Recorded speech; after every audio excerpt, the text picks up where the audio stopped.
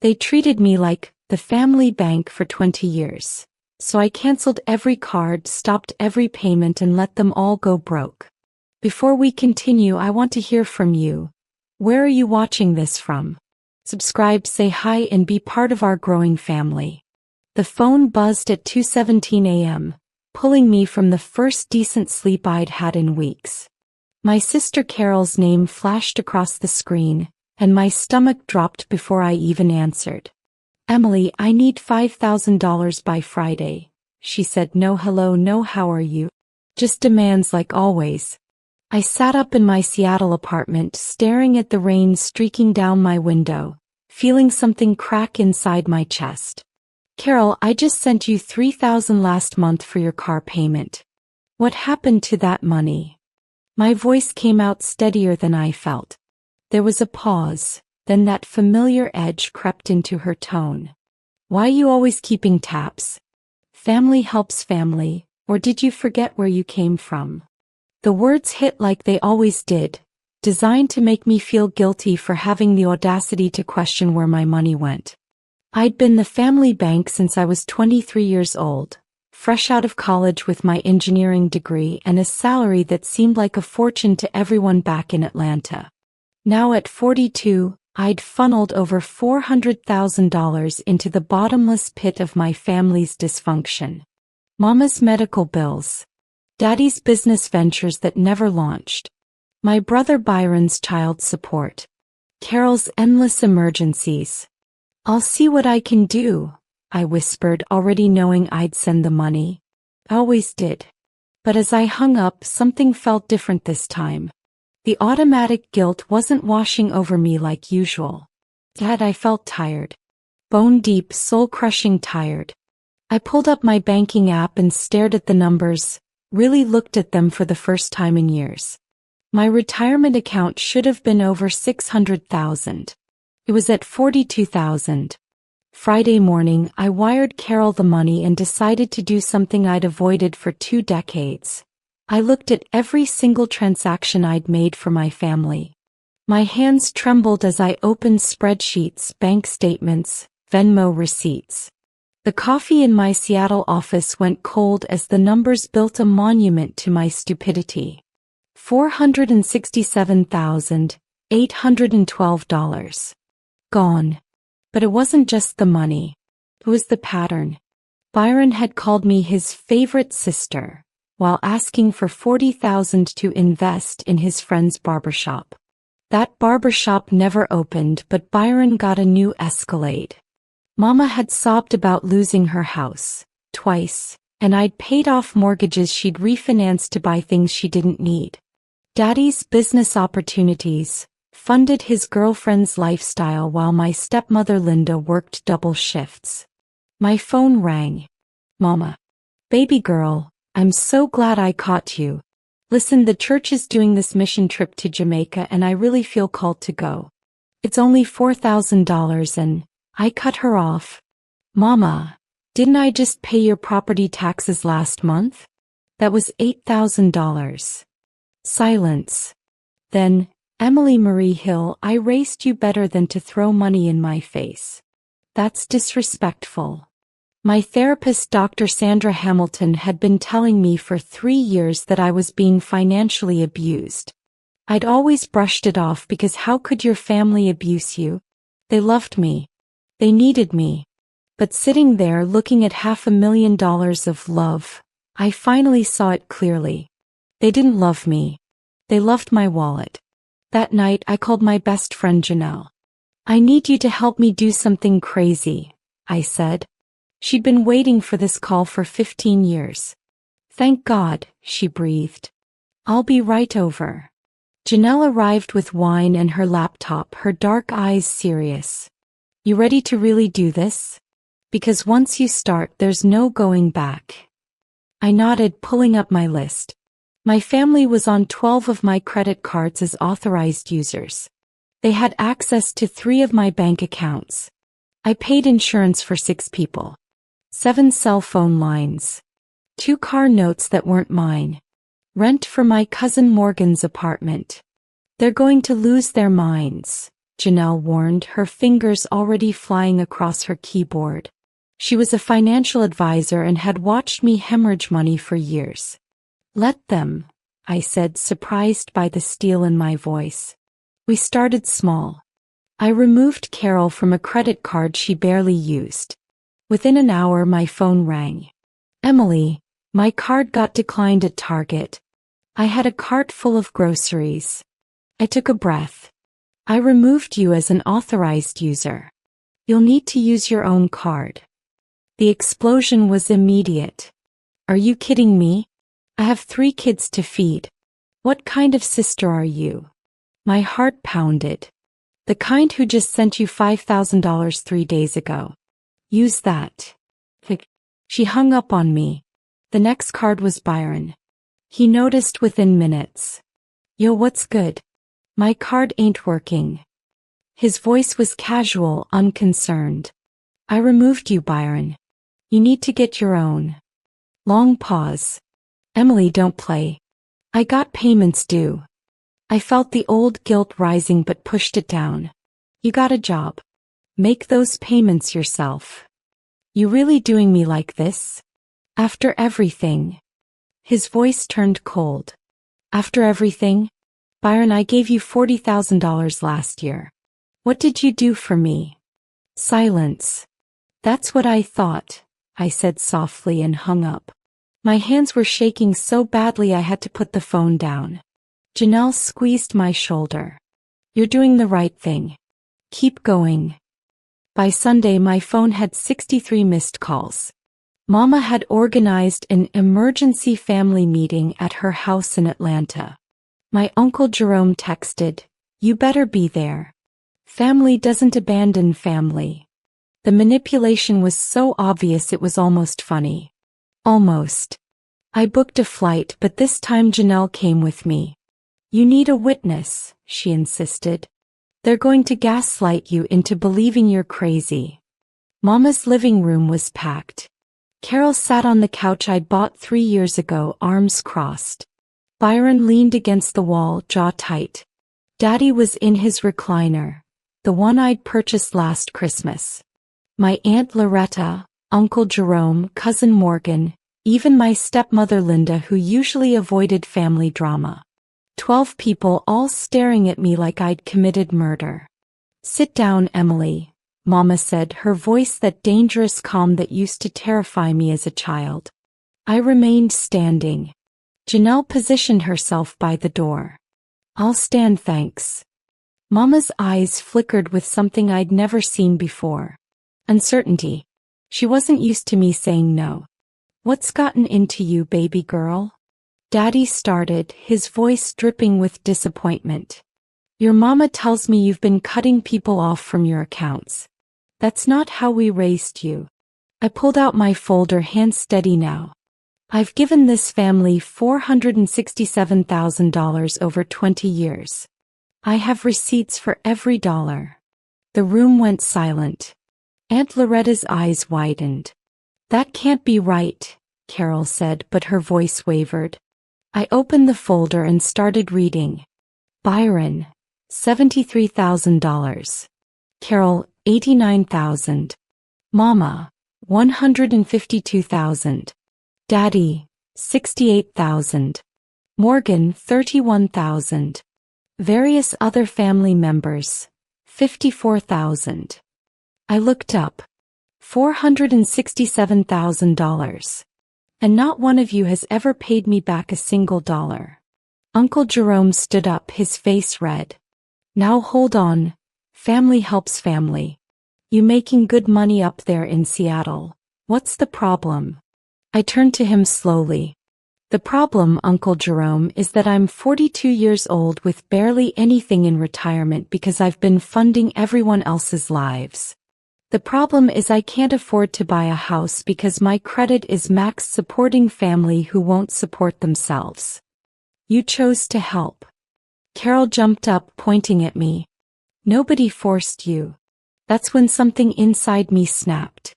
You're right. You didn't force me. You manipulated me. Every call started with, I'll pay you back. Every request came with, I wouldn't ask if it wasn't an emergency. But Carol, tell everyone here what the $5,000 emergency was this week. She went pale. Emily, tell them. My voice rose. Or I will. Silence. I looked around the room. She needed it for a girls' trip to Miami. A vacation.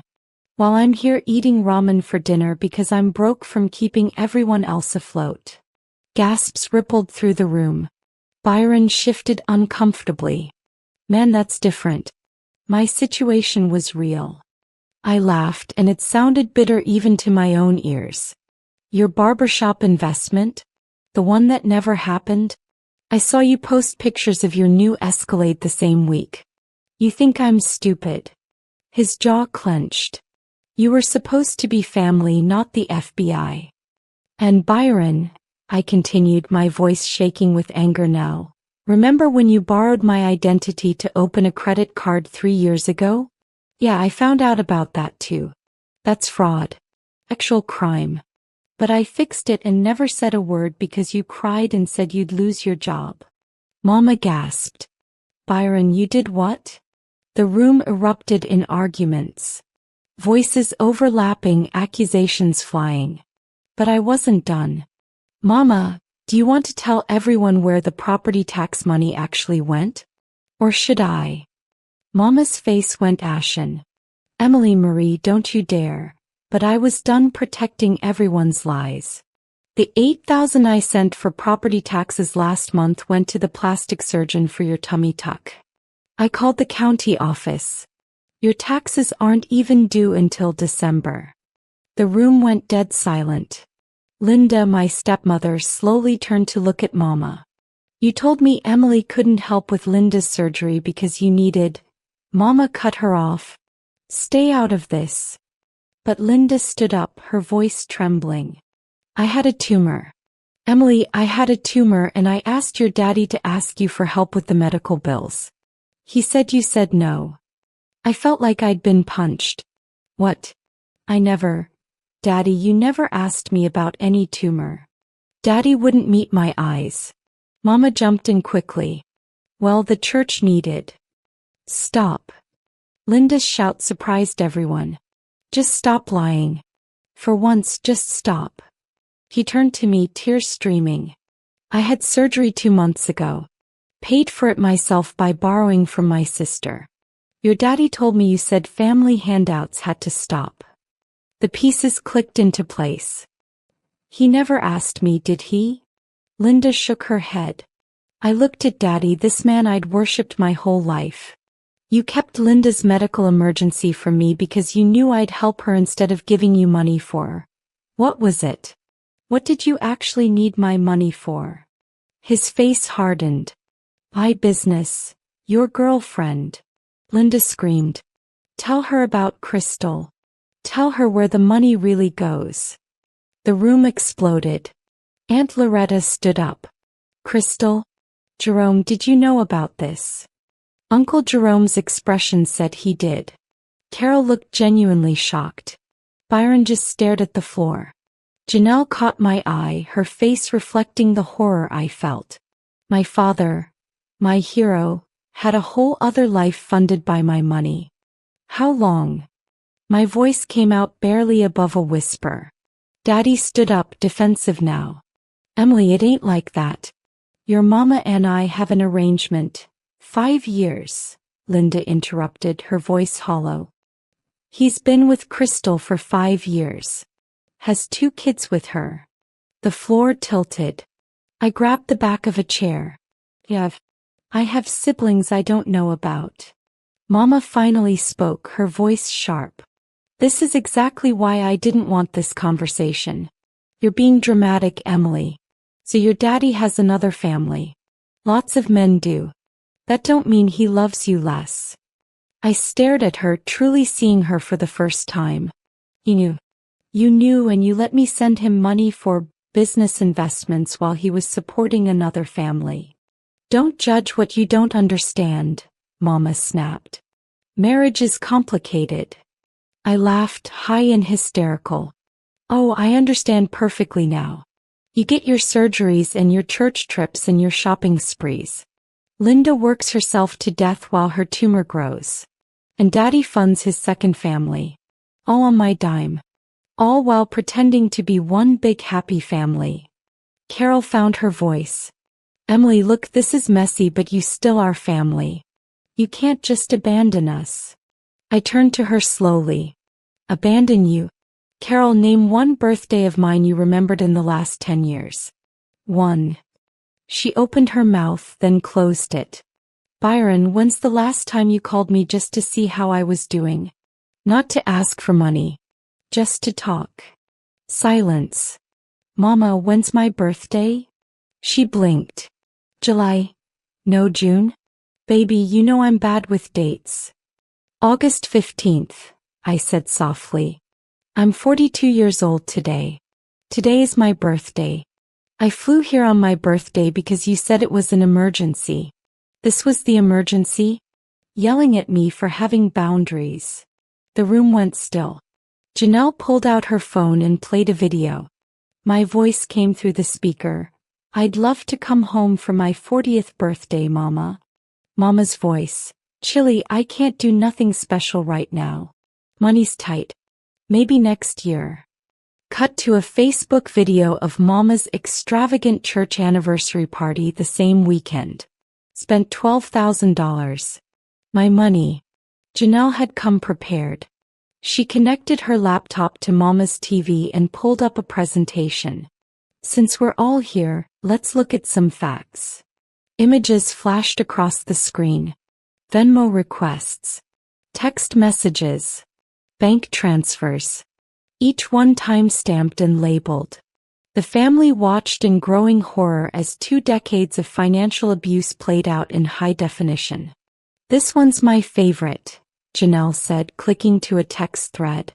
Carol's voice recorded, I swear on my kids, Emily, this is life or death. I'm about to be evicted.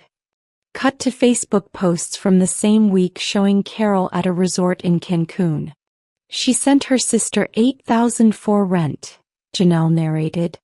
She used it for vacation. While Emily ate toast for dinner to make her budget work.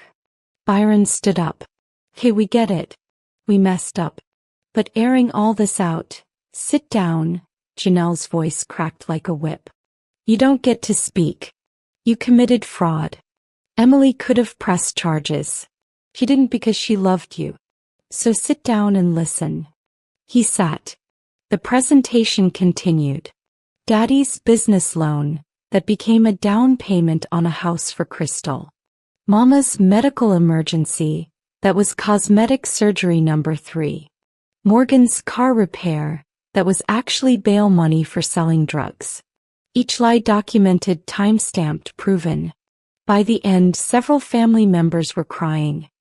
Here's what's going to happen, I said, my voice steady now. I'm cutting off every single one of you. Effective immediately. Every credit card, every bank account, every payment. You're all on your own. Mama found her voice.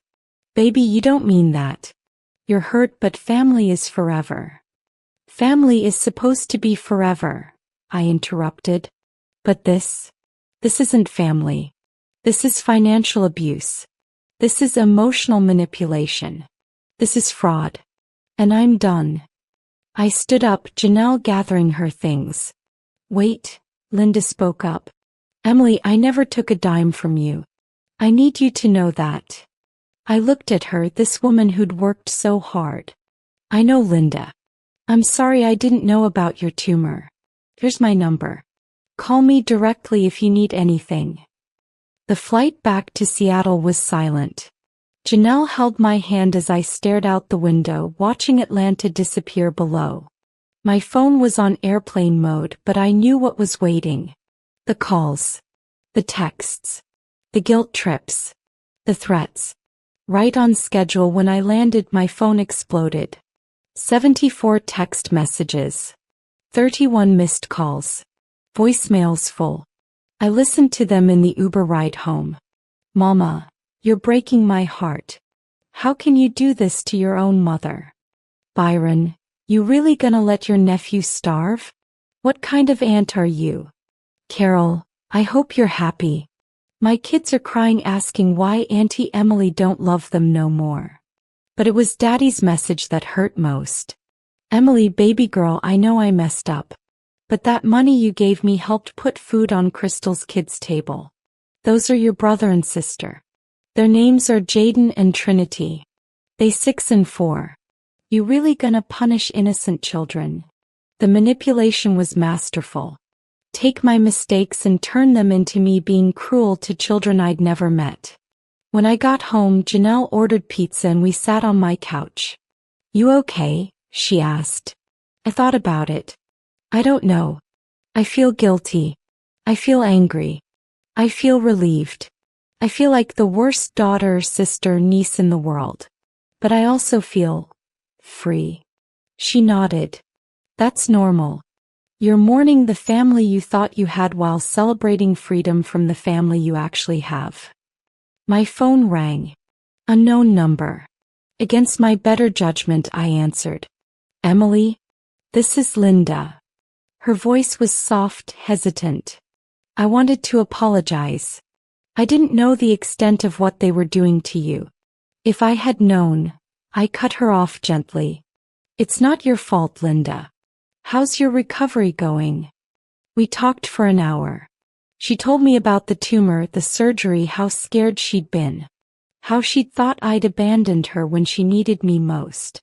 Your father told me you said you were tired of supporting the family, Linda whispered.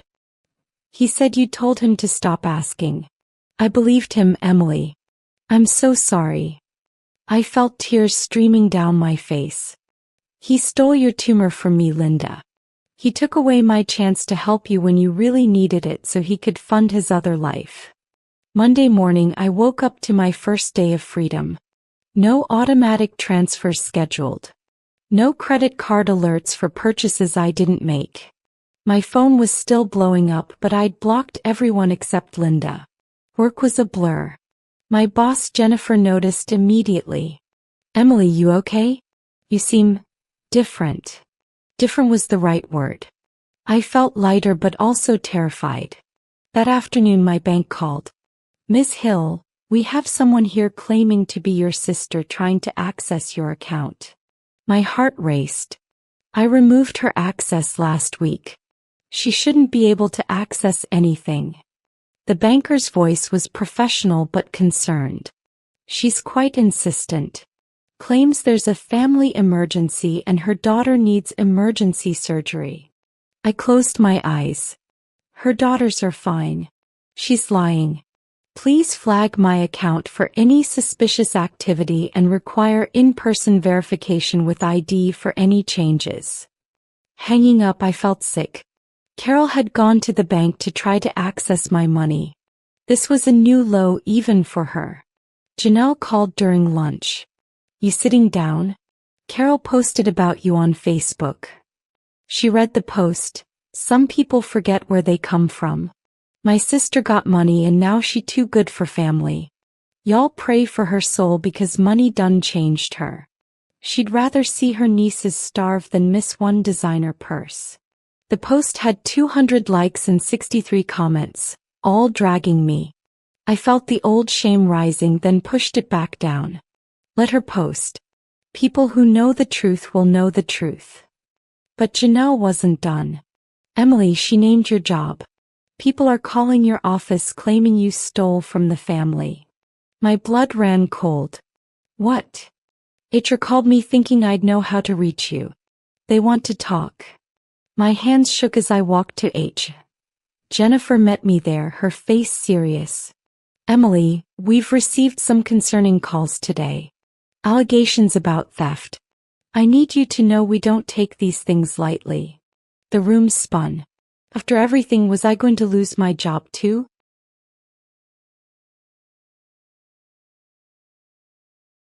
Before you say anything, I interrupted, I need you to see something. I pulled out my laptop and opened the folder Janelle and I had compiled. 20 years of bank statements, text messages, emails. Every request, every transfer, Every lie documented. Jennifer and the HR director Michael sat in silence as I walked them through 2 decades of financial abuse. My family has taken over $400,000 from me, I explained, my voice steady. Last week I cut them off. Now they're retaliating by calling my workplace with lies. I've never stolen a dime. They're the thieves. Michael leaned back, whistling low. This is extensive. Do you have documentation of the calls they made here? I didn't, but Jennifer did. He pulled up a log. We received 7 calls today. Carol Hill, Byron Hill, and someone claiming to be your mother.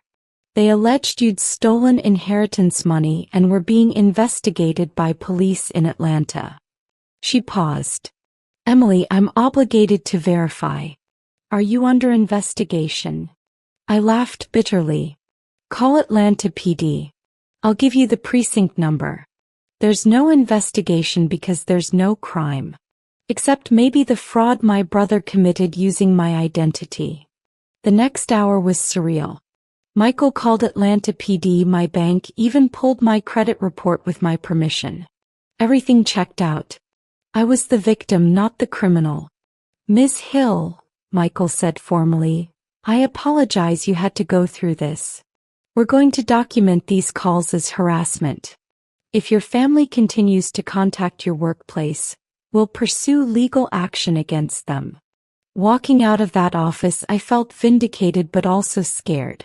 If they'd go after my job, what else were they capable of? That night, I changed my locks and installed security cameras.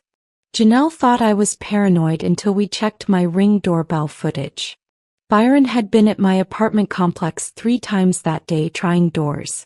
I called the police and filed a report.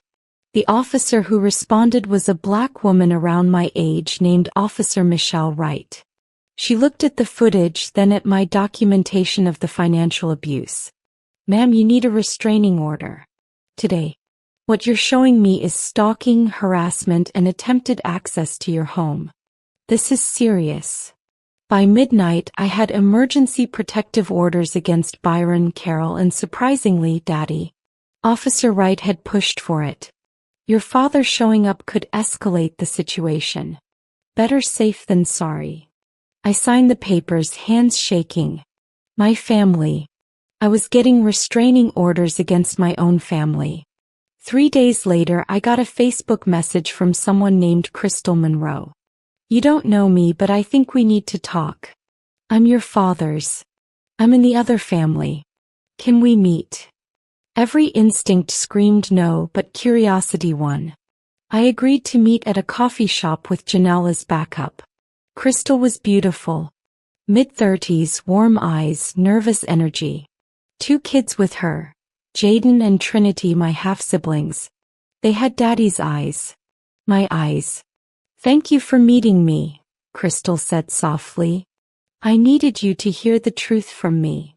Over the next hour, she dismantled everything I thought I knew. Your father told me his wife died 10 years ago.